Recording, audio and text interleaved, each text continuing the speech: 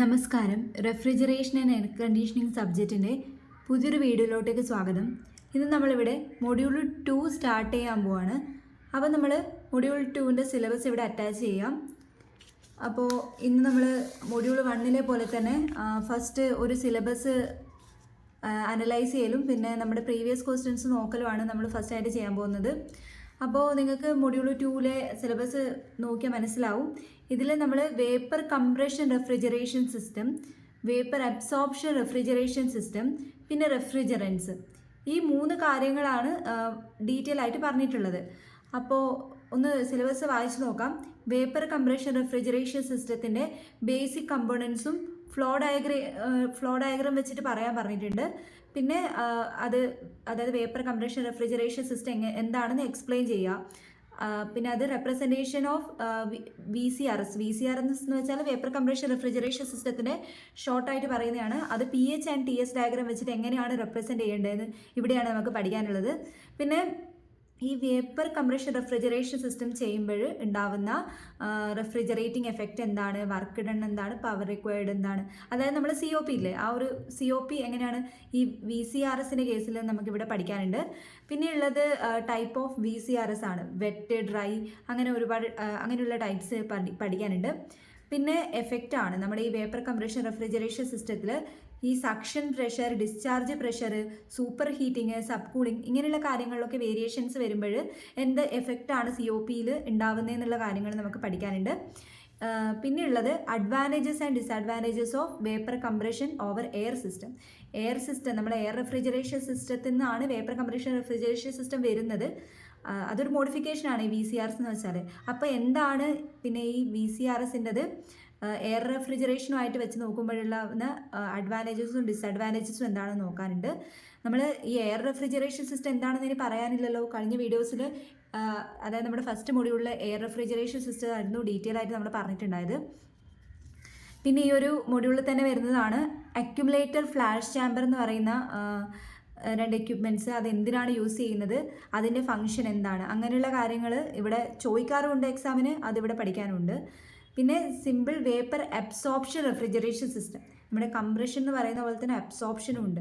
അപ്പോൾ ആ vapour absorption refrigeration സിസ്റ്റത്തിൻ്റെ എങ്ങനെയാണത് വർക്ക് ചെയ്യുന്നത്, പിന്നെ അതിനെ പറ്റിയിട്ട് ഒരുപാട് ഡീറ്റെയിൽ ആയിട്ടൊന്നുമില്ല. നമ്മളിപ്പോൾ കഴിഞ്ഞ സിലബസ് വെച്ച് നോക്കുകയാണെങ്കിൽ കുറച്ചുകൂടി ഡീറ്റെയിൽ ആയിട്ട് ഉണ്ടായിട്ടുണ്ടായിരുന്നു. ഇവിടെ കമ്പാരിറ്റീവ്ലി കുറവാണ് VARSനെ പറ്റി പറയുന്നത്. പിന്നെ ജസ്റ്റ് ഒരു അതിൻ്റെ കമ്പാരിസൺ എങ്ങനെയാണ് വേപ്പർ കംപ്രഷനുമായിട്ട് നോക്കുമ്പോൾ എങ്ങനെയാണ് വേപ്പർ അബ്സോർപ്ഷൻ റെഫ്രിജറേഷൻ സിസ്റ്റം വ്യത്യാസപ്പെട്ടിരിക്കുന്നത്, ആ ഒരു കാര്യങ്ങളാണ് ഇവിടെ നമുക്കിവിടെ പ്രധാനമായിട്ട് പഠിക്കാനുള്ളത്. പിന്നെ നമ്മുടെ ലാസ്റ്റ് ടോപ്പിക്ക് റെഫ്രിജറൻസ് ആണ്. ഇത് ഇമ്പോർട്ടൻ്റ് ആയിട്ടുള്ളൊരു ടോപ്പിക് തന്നെയാണ്. ഇതിൽ നിന്ന് ഡെഫിനേഷൻ നമ്മൾ ഓൾറെഡി പഠിച്ചിട്ടുണ്ടായിരുന്നു, റെഫ്രിജറൻ്റ് എന്താണെന്ന്. അപ്പോൾ ഒരു ഐഡിയൽ ആയിട്ടുള്ള റെഫ്രിജറൻറ്റിന് എന്തൊക്കെ പ്രോപ്പർട്ടി വേണം, പിന്നെ primary refrigerant, secondary refrigerant, primary അതെന്താണെന്ന് ഡീറ്റെയിൽ നല്ല ഡെഫിനേഷൻ എക്സാമ്പിൾ വെച്ചിട്ട് പഠിക്കാനുണ്ട്. പിന്നെ properties of ammonia, carbon dioxide, R11, R12, ഇതൊക്കെ റെഫ്രിജറൻ്റ് ആണ്. അതായത് നമ്മൾ മുന്നേ കൂടുതലായിട്ട് യൂസ് ചെയ്ത റെഫ്രിജറൻസ് ആയിരുന്നു ഇത്. അറ്റ്ലീസ്റ്റ് ഈ 4 റെഫ്രിജറൻസിൻ്റെ പ്രോപ്പർട്ടീസ് ഇതാണ് സിലബസിൽ എന്ത് പറയാനുള്ളത്, കുറച്ചുകൂടി എടുത്തിട്ട് ചോദിച്ചിട്ടുള്ളത്. പിന്നെ environmental impact of refrigerant on ozone depletion and global warming. അതായത് നമ്മൾ ഈ റെഫ്രിജറൻറ്റ് ഇപ്പോൾ ക്ലോറോ ഫ്ലൂറോ കാർബൺ അടങ്ങിയ റെഫ്രിജറൻസ് യൂസ് ചെയ്യുമ്പോൾ ഓസോൺ ഡിപ്ലീഷൻ ഉണ്ടാവും, ഗ്ലോബൽ വാർമിംഗ് ഉണ്ടാവും എന്നൊക്കെ നമ്മൾ ചെറിയ ക്ലാസ് മുതലേ പഠിക്കുന്നുണ്ടല്ലേ. അപ്പോൾ അത് നമ്മുടെ ഈ റെഫ്രിജറൻസ് കൊണ്ട് എങ്ങനെയാണ് ഈ ഓസോൺ ഡിപ്ലീഷനും ഗ്ലോബൽ വാർമിംഗും ഉണ്ടാവുന്നതെന്ന് ജസ്റ്റ് ഒന്ന് പഠിക്കാനുണ്ട്. ഡീറ്റെയിൽ ആയിട്ടൊന്നുമില്ല. അതായത് ഓസോൺ ഡിപ്ലീഷൻ എന്താണ്, ഗ്ലോബൽ വാർമിംഗ് എന്താണെന്ന് അറിയുമെങ്കിൽ അത് ഒന്ന് റിലേറ്റ് ചെയ്ത് എഴുതാനേ ഉള്ളൂ. പിന്നെ ലാസ്റ്റ് ഈ ടോപ്പിക്കിൽ വരുന്നത് എൻവയോൺമെൻ്റലി സേഫ് റെഫ്രിജറൻസ് ആയിട്ടുള്ള R123, R134A, R152A, അതായത് നമ്മളിപ്പോൾ കൂടുതലായിട്ട് യൂസ് ചെയ്തിരുന്ന റെഫ്രിജറൻറ്റ് എൻവയോൺമെൻറ്റലിന് കുറച്ചുകൂടി സേഫ് ആയിട്ടുള്ള, നമ്മളിപ്പോൾ കൂടുതൽ പിന്നെ നമ്മുടെ ഡൊമസ്റ്റിക് റെഫ്രിജറേറ്ററിലൊക്കെ ഇപ്പോൾ R134A ഒക്കെ ആണല്ലോ യൂസ് ചെയ്യുന്നത്. അപ്പോൾ അതിൻ്റെ പ്രോപ്പർട്ടീസ് കുറച്ച് പഠിക്കാനുണ്ട്. അതും പിന്നെ ലാസ്റ്റ് പോയിന്റ് എന്ന് വെച്ചാൽ ഡിറ്റക്ഷൻ ഓഫ് റെഫ്രിജറൻറ്റ് ലീക്കേജ്. ഇത്രയും കാര്യങ്ങളാണ് നമ്മൾ ഈ ഒരു സെക്കൻഡ് മൊഡ്യൂൾ പഠിക്കാനുള്ളത്. ഇപ്പം നിങ്ങൾക്കിത് കേട്ടാൽ ഒന്നും മനസ്സിലാവില്ല എന്നറിയാം. എന്നാലും നമുക്കതിൻ്റെ ക്വസ്റ്റ്യൻസ് എന്തൊക്കെയാണ് പ്രീവിയസ് ആയിട്ട് ചോദിച്ചിട്ടുള്ളത് നോക്കാം. ഇപ്പം നിങ്ങൾ കാണുന്നത് കഴിഞ്ഞ വർഷം ഏപ്രിൽ 2024 ചോദിച്ചിട്ടുള്ള ക്വസ്റ്റ്യൻ ആയിരുന്നു. ഫസ്റ്റ് ക്വസ്റ്റ്യൻ എന്താ? Give the chemical name for R744 refrigerant. അതായത് ആ റെഫ്രിജറൻറ്റ് എന്താണെന്ന് നമുക്കിവിടെ പഠിക്കാനുണ്ട്. അപ്പോൾ അതിൻ്റെ കെമിക്കൽ നെയിം എന്താണ് വരുവാന്ന്, പിന്നെ നെയിമിങ്ങിൽ അതെന്താണെന്ന് എഴുതാനാണുള്ളത്. പിന്നെ what do you mean by primary refrigerant? ഇതൊക്കെ ഓരോ മാർക്കിനുള്ള ക്വസ്റ്റ്യൻ ആണ്. പ്രൈമറി റെഫ്രിജറൻറ്റ് എന്താണെന്ന് ഡെഫിനിഷൻ കൊടുക്കാൻ ഉണ്ട്. പിന്നെ റൈറ്റ് ഇനി 3 പ്രോപ്പർട്ടീസ് ഓഫ് അമോണിയ റെഫ്രിജറൻറ്റ്. ഇത് 3 മാർക്കിന് ചോദിച്ചിട്ടുണ്ട്. നമ്മളിപ്പോൾ ആ നെയിമിങ് അറിയില്ലെങ്കിൽ കൂടി നമ്മൾ അതിൻ്റെ പ്രോപ്പർട്ടീസ്, അമോണിയൊക്കെയാണ് കൂടുതലായിട്ട് നമ്മൾ ചോദിക്കുന്നത്. അമോണിയ നമുക്കറിയാം ടോക്സിക് ആണ്. അപ്പോൾ ഈ അമോണിയ റെഫ്രിജറൻറ്റിൻ്റെ എല്ലാം പ്രോപ്പർട്ടീസ് നമ്മളവിടെ പഠിക്കാനുണ്ട്. അപ്പോൾ ആ 3 പ്രോപ്പർട്ടീസ് 3 എങ്കിലും എഴുതുക. പിന്നെന്താ? State the function of flash chamber. ഞാൻ പറഞ്ഞിട്ടുണ്ടായിരുന്നു ഫ്ലാഷ് ചാമ്പറും അക്യുമുലേറ്ററും നമുക്കിവിടെ പഠിക്കാനുണ്ട്. അപ്പോൾ അതിൻ്റെ ഫംഗ്ഷൻ എന്താണെന്ന് നമുക്ക് എഴുതാനുണ്ട്. പിന്നെ what is global warming? Global warming ഇത് 3 മാർക്കിന് ചോദിച്ചതാണ്. ഗ്ലോബൽ വാർമിംഗ് എന്താണെന്ന് നമുക്ക് അറിയാം. അത് സാധാരണ നമ്മൾ പഠിച്ചു തന്നെയാണ്. അതും എഴുതി വെച്ചാൽ നമുക്ക് 3 മാർക്ക് കിട്ടും. പിന്നെ explain the component of vapour compression refrigeration system with help of block diagram. അതായത് സാധാരണ ഒരു ബ്ലോക്ക് ഡയഗ്രാം വരച്ചിട്ട് VCRSൻ്റെ കമ്പോണൻറ്റ് എന്തൊക്കെയാണെന്ന് എഴുതാൻ. അത് 7 മാർക്കിനാണ്. കണ്ടോ, ഈ 7 മാർക്കിന് നമ്മളിവിടെ ചോദിക്കുന്നത് കൂടുതലായിട്ട് വേപ്പർ കംപ്രഷൻ റെഫ്രിജറേഷൻ സിസ്റ്റത്തിൻ്റെ ഡയഗ്രാമാണ്. ചിലപ്പോൾ അത് സാധാരണ ബ്ലോക്ക് ഡയഗ്രാം വെച്ച് വരക്കാൻ പറ്റിയിട്ടുണ്ടാവും, അല്ലെങ്കിൽ അത് PH ആൻഡ് TS ഡയഗ്രാം വെച്ചിട്ട് വരക്കാൻ പറഞ്ഞിട്ടുണ്ടാവും. എങ്ങനെയായാലും ഇത് എളുപ്പം തന്നെയാണ്. നമ്മളിപ്പോൾ കഴിഞ്ഞ മൊഡ്യൂളിൽ പഠിച്ച അതേ സാധനങ്ങൾ തന്നെയാണ് ഇവിടെയും വരുന്നത്. ഒരു ഇവോപ്പറേറ്റർ, ഒരു കംപ്രസർ, ഒരു കണ്ടൻസർ, ഒരു എക്സ്പാൻഷൻ വാൽവ്. ഇതാണ് ബേസിക് ആയിട്ടുള്ള കമ്പോണൻറ്റ്. പിന്നെ വേണമെങ്കിൽ കുറച്ചധികം കമ്പോണൻറ്റ് നമുക്ക് ഇതിൻ്റെ ഫങ്ഷൻസ് കുറച്ചുകൂടി ഇമ്പ്രൂവ് ആക്കാൻ വേണ്ടിയിട്ട് ചെറിയ കുറച്ച് കമ്പോണൻറ്റ് കൂടി നമുക്ക് പറയാം. അപ്പോൾ അത് 7 മാർക്കിനാണ് ചോദിച്ചിട്ടുള്ളത്. പിന്നെ ഇവിടെ ചോദിക്കുന്നത് ഞാൻ നേരത്തെ പറഞ്ഞിരുന്നു VARSനെ പറ്റിയിട്ട് നമ്മൾ കൂടുതലായിട്ട് ഇവിടെ ചോദിക്കുന്നത് VCRSും VARSും തമ്മിലുള്ള കമ്പാരിസൺ ആണ്. അതായത് compare the characteristics of vapour compression refrigeration system and vapour absorption refrigeration system. ഇത് ആക്ച്വലി ഒരു ഓർ ക്വസ്റ്റ്യൻ ആയിരുന്നു. ഇതിലേതെങ്കിലും ഒന്ന് എഴുതുവാണ് വേണ്ടത്. അപ്പോൾ ഇത് രണ്ടുമായിരുന്നു 7 മാർക്കിന് ചോദിച്ചിട്ടുണ്ടായത്. ഇനിയിപ്പോൾ നമുക്ക് നെക്സ്റ്റ് നോക്കുകയാണെങ്കിൽ നവംബർ 2023 ചോദിച്ച ക്വസ്റ്റ്യൻ നോക്കാം. First question, the highest temperature during the cycle in A VCRS occurs after. അതായത് വേപ്പർ കംപ്രഷൻ റെഫ്രിജറേഷൻ സിസ്റ്റത്തിൽ ഏത് പ്രോസസ്സ് ചെയ്തതിന് ശേഷമാണ് ഹയസ്റ്റ് ടെമ്പറേച്ചർ ഒക്കർ ചെയ്യുന്നതെന്നാണ് ഇവിടെ ചോദിച്ചിട്ടുള്ളത്. നമുക്കറിയാം വേപ്പർ കംപ്രഷൻ റെഫ്രിജറേഷൻ സിസ്റ്റത്തിൽ കംപ്രഷൻ കഴിയുന്ന സ്റ്റേറ്റിലാണ് ഹയസ്റ്റ് ടെമ്പറേച്ചർ ഉണ്ടാവുന്നത്, കംപ്രഷൻ കഴിയുന്ന സമയത്ത്.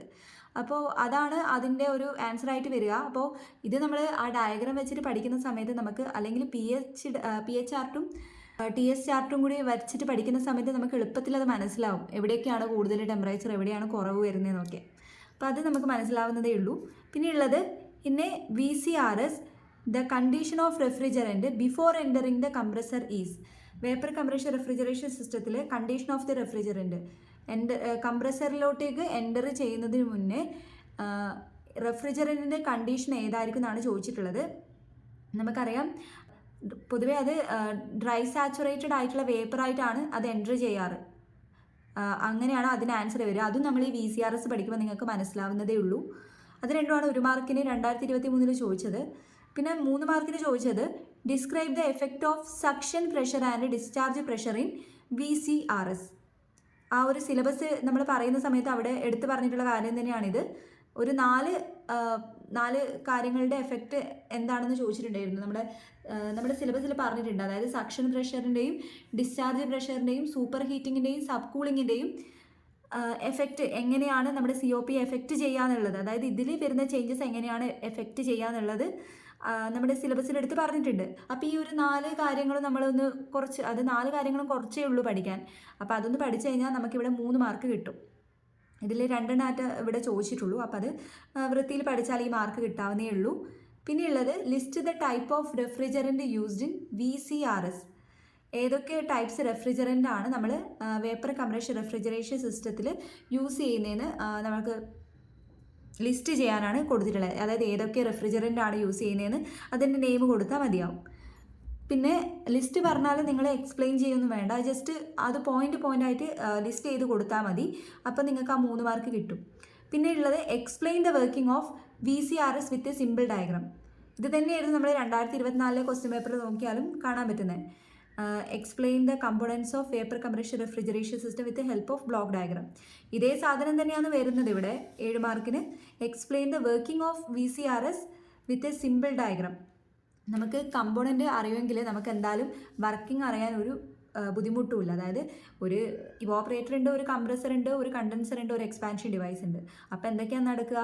ഒരു ഇവോപ്പറേഷൻ നടക്കും, ഒരു കംപ്രഷൻ നടക്കും, ഒരു കണ്ടൻസേഷൻ നടക്കും, ഒരു എക്സ്പാൻഷൻ നടക്കും. ഇത്രേ കാര്യമുള്ളൂ. ആ ഒരു സാധനം അറിയുമെങ്കിൽ നമുക്ക് 7 മാർക്ക് കിട്ടി. പിന്നെ ഞാൻ കഴിഞ്ഞ ക്ലാസ്സിൽ പറഞ്ഞ പോലെ തന്നെ നിങ്ങൾ ഡയഗ്രാം ഒരിക്കലും ഇടാൻ പാടില്ല. കാരണം ആ ഡയഗ്രാം കൂടി ഉണ്ടെങ്കിലേ നിങ്ങൾക്ക് ആ ഫുൾ മാർക്ക് കിട്ടുള്ളൂ. ഇനിയിപ്പോൾ നിങ്ങൾ അത്ര പെർഫെക്റ്റ് ആയിട്ട് വരയ്ക്കണമെന്നില്ല. ഒരു കുറച്ച് നീറ്റായിട്ട് നിങ്ങൾക്ക് അറിയുന്ന കാര്യം അത് സിമ്പിളായിട്ട് വരച്ചു കൊടുത്താലും ആ 7 മാർക്ക് കിട്ടും. പിന്നെയുള്ളത് describe the primary and secondary refrigerant with example. ഇത് നമ്മുടെ ഈ സെക്കൻഡ് മൊഡ്യൂളിലെ ലാസ്റ്റ് ടോപ്പിക്കിൽ വരുന്ന റെഫ്രിജറൻസിനെ പറ്റിയിട്ടാണ്. ഞാൻ പറഞ്ഞിട്ടുണ്ടായിരുന്നു, സിലബസ് പറയുമ്പോൾ പറഞ്ഞിട്ടുണ്ടായിരുന്നു പ്രൈമറി റെഫ്രിജറൻറ്റും സെക്കൻഡറി റെഫ്രിജറൻറ്റും എന്താണെന്നാണ് ചോദിക്കാറ് പൊതുവേ. പിന്നെ അതിൻ്റെ എക്സാമ്പിൾസുമാണ് ചോദിക്കാറ്. അപ്പോൾ ഇത് രണ്ടും ഓർ ക്വസ്റ്റ്യൻ ആയിരുന്നു 2023. അപ്പോൾ ഇങ്ങനെയുള്ള കാര്യങ്ങളാണ് ചോദിച്ചിട്ടുള്ളത്. പിന്നെ നമുക്കുള്ളത് നമ്മുടെ 2021 സ്കീം വെച്ചിട്ട് പറയാൻ നമുക്കുള്ളത് ഒരു മോഡൽ പേപ്പറാണ്. ആ മോഡൽ പേപ്പറിലുള്ള കാര്യങ്ങൾ കൂടി നമുക്ക് പറയാം. The value of COP in VCRS is usually dash. ഈ ഒരു ക്വസ്റ്റ്യൻ ഞാൻ കഴിഞ്ഞ മുന്നേ ഫസ്റ്റ് മൊഡ്യൂൾ പറയുന്ന സമയത്ത് പറഞ്ഞിട്ടുണ്ടായിരുന്നു. അതായത് വേപ്പർ കംപ്രഷൻ റെഫ്രിജറേഷൻ സിസ്റ്റത്തിൻ്റെ COPയുടെ വാല്യൂ എപ്പോഴും എന്തായിരിക്കും? 1 ആയിരിക്കുമോ, 1ൽ കൂടുതലായിരിക്കുമോ, 1ൽ കുറവായിരിക്കുമോ, അങ്ങനെയാണ് ക്വസ്റ്റ്യൻ വന്നത്. അപ്പോൾ നമുക്കറിയാം റെഫ്രിജറേഷൻ്റെയും എയർ കണ്ടീഷൻ്റെയും ഒക്കെ COP എപ്പോഴും എന്തായിരിക്കും? ഗ്രേറ്റർ ദാൻ 1 ആയിരിക്കും. അതാണ് ആൻസർ വരിക. പിന്നെ രണ്ടാമത്തെ ക്വസ്റ്റ്യൻ എന്താ? Vapour absorption refrigerator uses dash as refrigerant.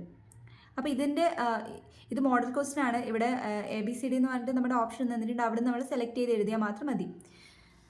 പിന്നെ മൂന്നാമത്തേത് the lowest temperature during the cycle in A VCRS occur after. ഇത് നമ്മൾ നേരത്തെ നമ്മൾ പറഞ്ഞത് ഹയസ്റ്റ് ടെമ്പറേച്ചർ ആയിരുന്നു. ഇപ്പം നമ്മളോട് ചോദിച്ചിട്ടുള്ളത് എന്താ? ലോവസ്റ്റ് ടെമ്പറേച്ചർ ആണ്. VCRSൽ എവിടെയാണ് ലോവസ്റ്റ് ടെമ്പറേച്ചർ നടക്കുന്നത്? നമുക്കറിയാം ഇത് ഏതിന് ശേഷം? എക്സ്പാൻഷന് ശേഷമാണല്ലേ ലോവസ്റ്റ് ടെമ്പറേച്ചർ കിട്ടുന്നത്. പിന്നെയുള്ള നാലാമത്തെ question identify any 6 properties of ideal refrigerant absorbent combination in VARS. ഇത് ചിലപ്പോൾ ഇപ്പോൾ ചോദിച്ചേക്കാം. അതായത് നമ്മുടെ ആ ഒരു സെക്കൻഡ് മൊഡ്യൂളിലെ സെക്കൻഡ് പാർട്ടിൽ വരുന്ന വേപ്പർ അബ്സോർപ്ഷൻ റെഫ്രിജറേഷൻ സിസ്റ്റം ഇല്ലേ, അപ്പോൾ അവിടെ വരുന്ന ഭാഗമാണ്. അപ്പോൾ അവിടെ വേപ്പർ അബ്സോർപ്ഷൻ റെഫ്രിജറേഷൻ ആകുമ്പോൾ ഇവിടെ പറഞ്ഞ പോലെ ഒരു റെഫ്രിജറൻറ്റും എന്തുണ്ടാവും? ഒരു അബ്സോർബൻറ്റും ഉണ്ടാവും. അപ്പോൾ അങ്ങനെ റെഫ്രിജറൻറ്റും അബ്സോർബൻറ്റും തമ്മിലുള്ള നമ്മുടെ കോമ്പിനേഷൻ യൂസ് ചെയ്യും. ഇപ്പോൾ അമോണിയയും വാട്ടർ യൂസ് ചെയ്യും. അങ്ങനെ യൂസ് ചെയ്യുന്ന സമയത്ത് അതിന് വേണ്ട ഡിസൈറബിൾ പ്രോപ്പർട്ടീസ് എന്തൊക്കെയാണ്? ഐഡിയൽ റെഫ്രിജറൻറ്റും അബ്സോർബൻറ്റിനും വേണ്ട ഡിസൈറബിൾ പ്രോപ്പർട്ടീസ് എന്തൊക്കെയാണെന്നാണ് ചോദിച്ചിട്ടുള്ളത്. അത് സിമ്പിളാണ്. ആ ഒരു ഭാഗം വരുമ്പോൾ നമുക്ക് പറയാതെ. പിന്നെന്താ? Identify the 3 effect of decrease in suction pressure of VCRS. ഇത് ഞാൻ നേരത്തെ ക്വസ്റ്റ്യൻ കാണിച്ചിട്ട് പറഞ്ഞിട്ടുണ്ടായിരുന്നു. എന്താണ് സക്ഷൻ പ്രഷറിൽ ചേഞ്ച് വരുമ്പോൾ എന്ത് എഫക്റ്റാണ് ഉണ്ടാവുക?